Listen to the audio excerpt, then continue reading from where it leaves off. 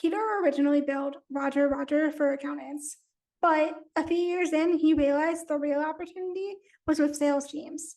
But his homepage hasn't fully caught up yet.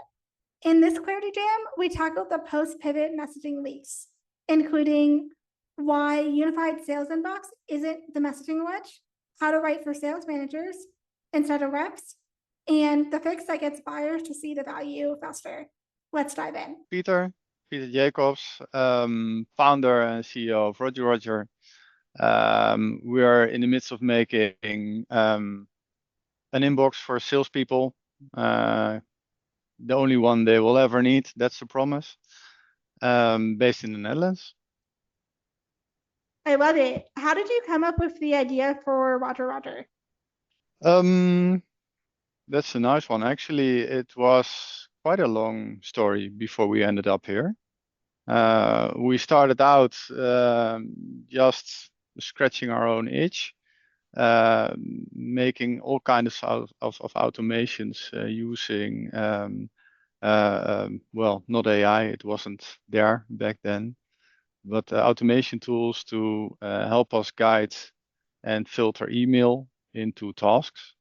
And we did a couple of gigs for as freelance developer and designer. So I'm a designer myself, for accountancy software tooling companies, and got into contact with a lot of accountants and figured that this itch we were having should probably be theirs too. And then we started out building an inbox where you have the ability to manage multiple email addresses with multiple people, process them in Kanban and not with folders and labels in your inbox. It sounded like a great system. And along the way, we figured out that accountancy wasn't the best fit for our product. We were far from accountants ourselves, being a designer and developer. So reached out to accountants worldwide to see if it was a national problem. We're based in the Netherlands, could be, but it wasn't. All over the world, accountants reacted with the same message. It was a bit too much overlap, and there was no pain in missed messages. And at the time, we were reaching out to so many people via outreach, LinkedIn, email, even called 500, 600 accountancy firms. It was wild. And actually that's a kind of a sales process. And we figured this gave us so much chaos in the responses we got and how to manage those, that it would be a nice idea to see if we were just not hitting the right ICP for our product. So contacted a lot of salespeople, sales managers, resulting in better conversations. Yeah, we love it. We love the idea, but our business is not only in email; it's social selling these days. So that's actually, yeah. Oh yeah, sorry, I didn't mean to interrupt right Yeah, there. no problem. I have a couple of follow-up questions. One, it sounded like you did kind of the classic, really smart founder move, which is build software for kind of who was like your clients at the time through, I'm guessing, kind of your design agency. Is that accurate? Sorry, again? You did something pretty smart that I think that a lot of founders do, which is kind of, you started out by, servicing initially these like accounting clients for your design agency, and then suddenly build a product for them, which is super, super smart. Is that accurate? Yeah, it is. But on the other hand, being a founder now for 6 years, a pivot just a year back, you're looking back at what you did, and there were some pitfalls in what we did. Yes, we were building from a customer question, but after all those years, I really understand now what people mean by when you're. It's general advice. When you're starting a business, try to keep it close to what you know. So that was my first pitfall. Otherwise, you lose a lot of time on diving into the matter. Mhm. But yeah, starting out with real feedback was great to kick off the project, so that at the time when we came into contact with salespeople, there was something to look at. We had an MVP, it was working, it was selling, so they could step in very easily. Yeah. And you did something that pretty much a lot of founders end up doing and a lot of marketing and sales and go-to-market teams do, which is you made that pivot. What made you pivot from accounting use case to sales teams? Two things I can think of now. The most important was the time it took to sell. Mhm. So being a SaaS, we were under constant pressure of the price. Yes, you should price your company or your product or your service by the value it has, but you also have to take into account competitors. And when they are very big, they lower the price, and you feel the pressure as a startup. So the general sales cycle of an accountancy firm here in the Netherlands was about 4 or 5 months. And with the pricing range we had at the time, it's like 20, 30, $40 a month. You can't live from that. Mhm. So financially, it was not a great fit.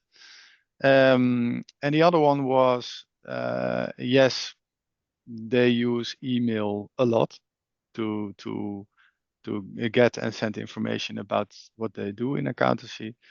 Um, um, but they don't have a very big direct financial related problem in missing stuff or letting customers ask them a second or a third time. And when there's not a real pain, I felt it in every call, I had to convince too much. And that's actually bad. Yeah, absolutely. And with now that you've kind of made that pivot into sales teams, who are kind of your, if you don't mind me asking, who's kind of like your biggest competitor? Is it like an actual software or is it inertia, the way we've always done it? The biggest competitor, and it was actually before the pivot too, is the Mm-hmm. habit. The Mm-hmm. habit of opening your LinkedIn for your inbox and your Outlook or your Gmail for your email. That habit is sticky, but there should be a real value on opening RogerRoger to do it, and we are kind of getting there now. So we have our inbox, we have the Kanban system, a small CRM in the backend, but that's just the basics to do the work. And still, we saw people kind of do the mailing inside of their Gmail or Outlook and look at RogerRoger what happened in their pipeline. And I think the real value we're developing now, as we have all those messages in our belly with RogerRoger, and those messages are connected to deals on a pipeline. The pipeline has his common use. You push it from lead to won or lost. And during the process, all those data points are connected. So we are able to discover working patterns. And that's the real value. So we started out testing RogerRoger with smaller teams, and we figured that it would be very valuable. But actually, the bigger the team, the more the value. Managers managing 20, 30, 50 sales reps are constantly busy with coaching, how to get them better, how to optimize the processes. Um, so it would really help to have some sort of gamification, and that's what we're building now. So we are surfacing profiles of the top 10 performance, and like in stock trading apps, we will show you the winning pattern, which channels are used, in which order, in which timing, so others in the team can better themselves and train themselves on real data, what is working inside of the whole company or the whole team. And that's not found anywhere else at this time. You really have to let it be made custom. So we don't have a lot of competition when we go that route.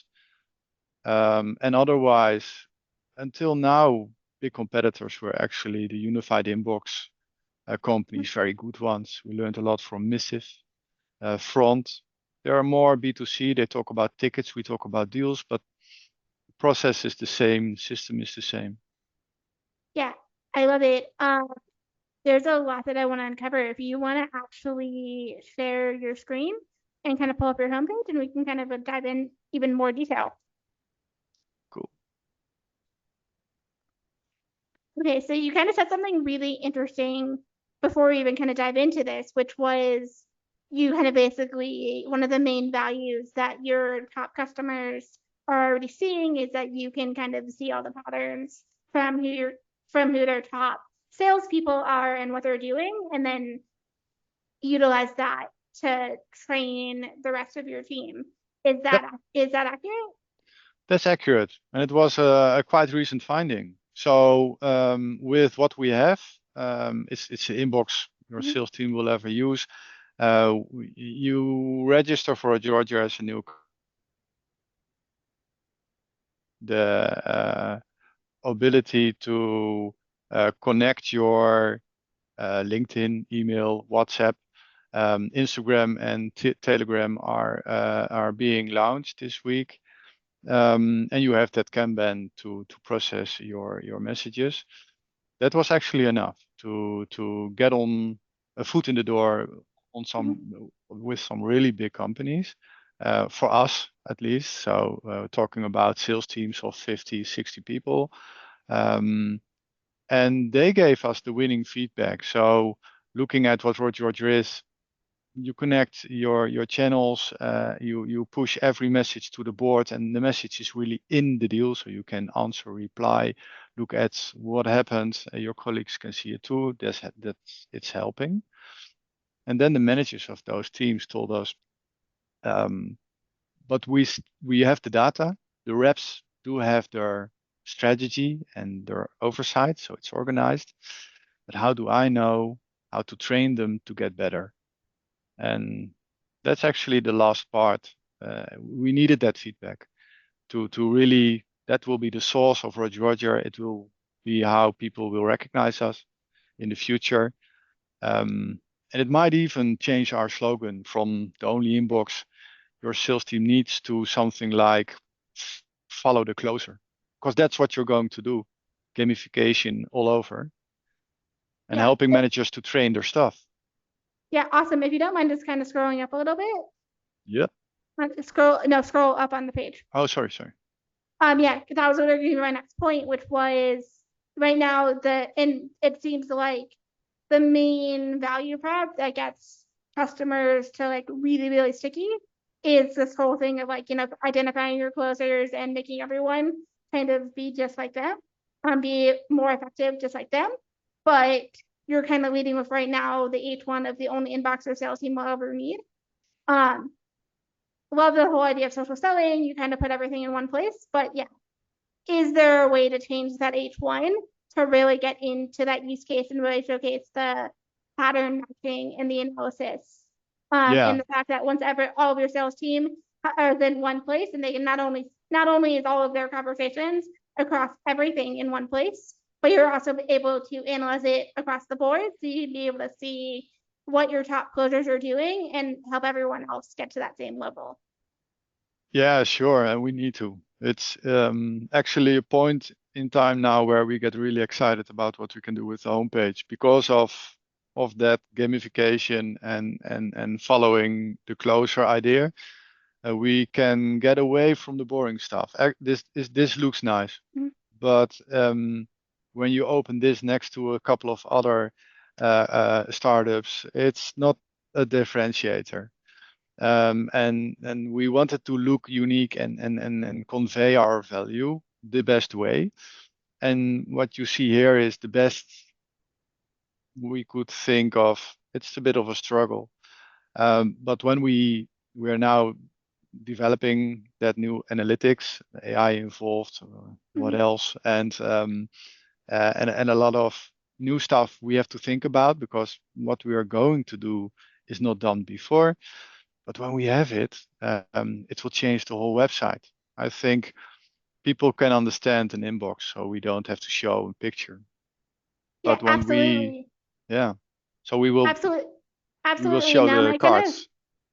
my other kind of question I had for you, which was you have kind of two CTAs, which I don't necessarily have a problem with as someone who does messaging and conversion stuff all the time, as long as it makes sense. But from kind of your customer base and your sales calls, are you finding that most people are going the product-led route?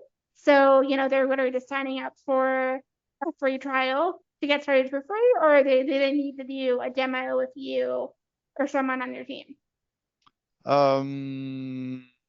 Depends. So the bigger the team, the more onboarding they like, and there are a lot more fears about adoption. But a typical team up to 15, 20 people, they onboard themselves and they book a demo after 2 or 3 weeks to get themselves started in new way of thinking. But I do recognize the amount of efforts that I have to bring into the game to get them going in RogerRoger is decreasing when website copy is getting better. Um, it's quite funny that when you're, and it's talked about in marketing a lot, when you're the founder and you're the team, it's actually very hard to give words to the value you feel and know your product has. That's why I was so glad that a year ago we came into contact with Anshal. She is based in India. Uh, she was a ghostwriter at the time for LinkedIn, and I was drowning in different tasks. So I said, well, give it a go, because the presentation was just blowing me away. Just ideas, no execution, but you could do this, you could do that, and it was the energy that I liked. So and she gave words to what we do in a different way than I would. And from that moment on, onboarding was easier, less questions on what we are, more people registering, and we could see in the way they use it, we measure it, that they understood what we can do upfront. Yeah, do you think kind of the next kind of iteration, because it sounds like you're already in the place where a lot of teams are kind of starting to self onboard, and you're seeing a lot more conversions from just kind of product led. They get to the homepage and they immediately sign up and test out the product, and then maybe in your onboarding you're getting in and doing another demo, or doing some kind of customer success stuff. So what it maybe makes, so in my experience, what could actually take kind of your conversion rate even higher is to get rid of the dual CTA on your hero section, and just so with, instead of join for zero, which I do like the fact that it's the same within the navigation menu as Mm-hmm. well as within there, and to say it'd be like create your free account or get started for free. Oh, CTA wise, you mean? Yeah. Yeah. Yeah. So therefore, you're basically just taking, if what you're saying is accurate, which is more and more people are kind of just don't even need to be on a call to kind of set up, which is the dream, just lean all the way into that. And then also, instead of saying join for $0, which sounds a little confusing, I would say, like, create your free account or whatever, parrot back whatever your customers use when they get started. Yeah. Yeah. Normally you see start for free or start now. Join was actually, the word was trying to make it feel like a community you're joining, Mhm. a movement you're joining. But sometimes you're just trying too hard. Absolutely. Yeah. It's so whatchamacallit, easy to get to be clever instead of Yeah. just being clear. And for something like a CTA button, you just want to be as clear as possible. I Yeah. can Don't make guarantee your customers think. if you just Yeah. change join for $0 on both of the CTA buttons, make that be your sole one, and just have it be get started for free. You're gonna see an uptick just based off of two things. One, you only have one CTA now, which means less analysis paralysis, less friction to get started. And two, it's just more clear. But if you just want to kind of scroll down on the page, Yeah. so I like the social proof. That makes a ton of sense. The money is in the follow-up. Is that? I like it, but you're talking to salespeople and they already know that as well. So maybe can you lean in a little bit more to that use case you already mentioned, which was the money's not only in the follow-up, but it's also in the analysis of understanding who your top closers are. So is there a way to lean into that even harder? Ooh, yeah, this is in here because the sentence is an artifact of the last website, and it was just too fitting to lose. But it's actually it's not the best fit inside of the homepage. Maybe when we want to lean more into what the salespeople would trigger, it should be more pain related at this stage of the website. Absolutely. I mean, I feel like the money is in a follow-up is a really great copy, but it's really great for like being clever. And I'm not sure and I think it might actually be doing a little bit of a disservice to be a little bit blunt when it comes to what you already said is your main use case, which is, hey, you can now, that all of your sales team is using RogerRoger, you now can see who your best closers are and then help everyone become your best closer, as opposed to the money's in the follow-up, which any salesperson already knows. Yeah. Yeah, and when we have the new analytics, this might even be a great spot. Thinking further along the same way, to repeat a thought of the ICP. We're targeting, I think, the managers, sales managers, and the people responsible for managing and coaching the team. When we repeat thoughts they have, how do I train my staff? How do I get them better? How can they learn from each other? That would be a nice intro for all the stuff beneath it. Yeah, absolutely. And especially if you're talking to sales managers. And then I like the next section, which is one inbox for email, LinkedIn, and WhatsApp.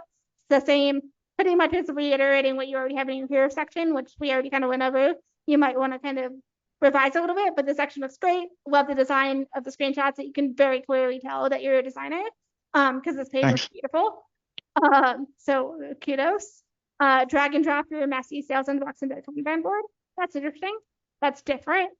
Oh, I like the interactive demo aspect of it, so that makes sense. No comments there.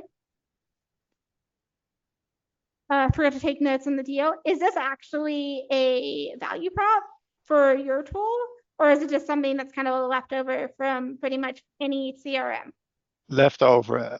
At the time, it was a value because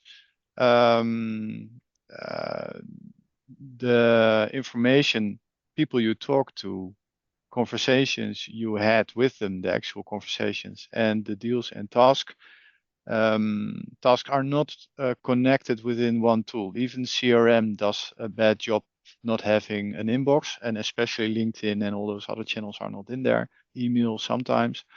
So at the time, RogerRoger was 3 years back the only way to get those dots connected. But I think the homepage is now set up as this. These are our three main pillars.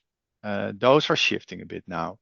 So I think the most important one should be on top, and then the supporting ones underneath in the next version. And that gamification and the analytics part that shows the main value of all the use of RogerRoger should be here. And then maybe inbox and then Kanban and CRM somewhere as a side note. Yeah, and I would maybe argue that you can get rid of the forget to take notes in the deal because that's just CRM basics.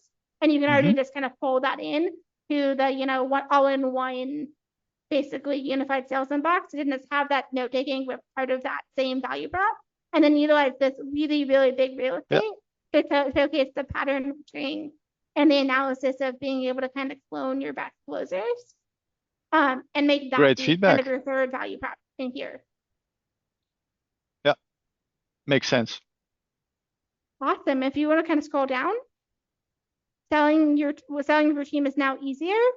What was kind of your main thought process behind this section? It was actually all the stuff I couldn't fit into those 3 parts, but I do wanted to mention. So this is actually a leftovers part, but it didn't get extended after those 3 initial ones. So it should have an overhaul, I think. Although I see a lot of websites using the system of having a compilation of second most important features somewhere on their own page.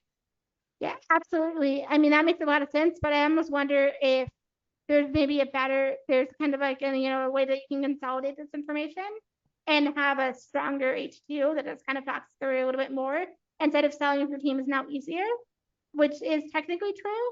Could you lean even more into the clone your best closer sort of thing?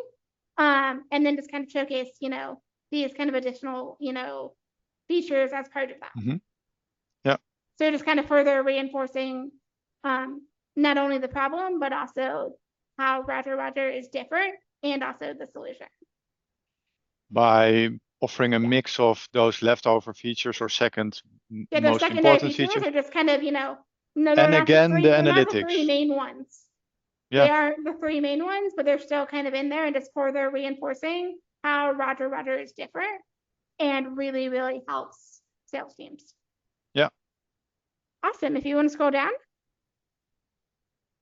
Cool. That makes sense. Using all of your favorite sales tools. Love it.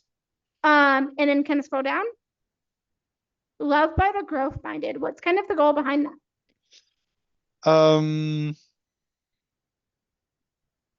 It was, I think, a second quarter of this year when there was a small period of time when we didn't know, we were just pivoting to sales. We didn't know if sales would be and stay the main ICP for RogerRoger, testing out with customers, having some big customers doing a pilot with us. It was all a bit in the middle.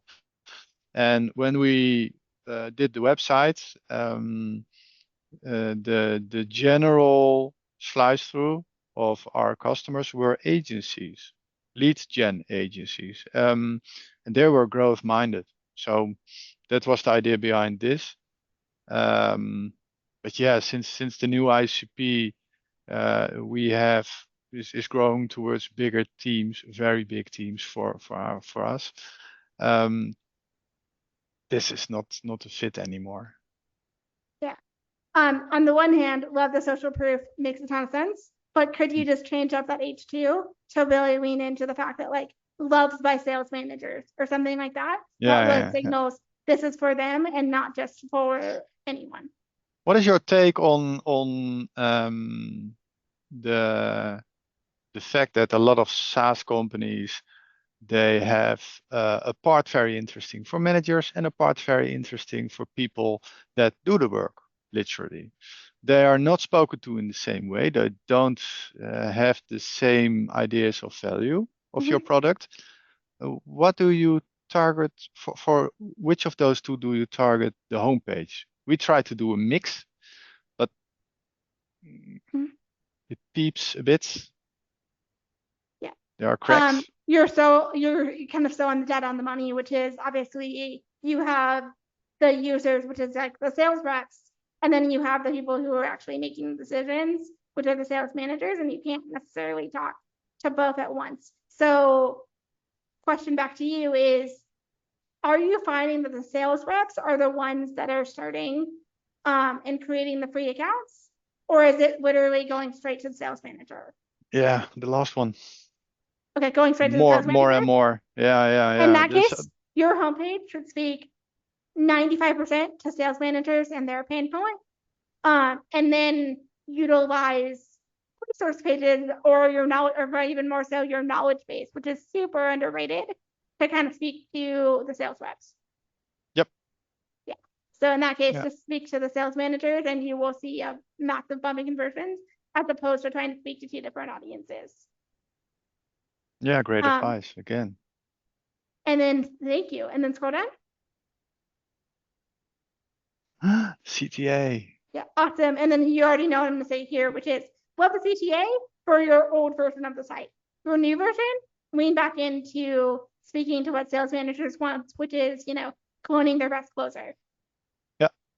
Yeah, and it makes Awesome. sense. They should make the decision. And And I even thought about getting the FAQ in here just underneath this 2 or 3 big hurdles. Because I do know from all the calls I had with the bigger team managers that they want to know upfront, is there some kind of guided onboarding? How is the support? Do you have an SLA for premium support? And I do know we have it on our pricing page because I was known to do an FAQ on a pricing page, but not here. But I spoke to a few of them telling I would have pressed this button earlier when I knew here that it was. And we see it in our analytics too. This button here on the homepage is not pressed. They all register after some tries on the website, blog pricing, about us, home, on in the header, or they click register on the pricing page. Yep, that makes a ton of sense. 2 other things that you might want to try is you already hinted at this, which is utilize a FAQ page, FAQ section, right at the bottom of, or right before, or right at the bottom of your homepage. Go back to your homepage. Yeah.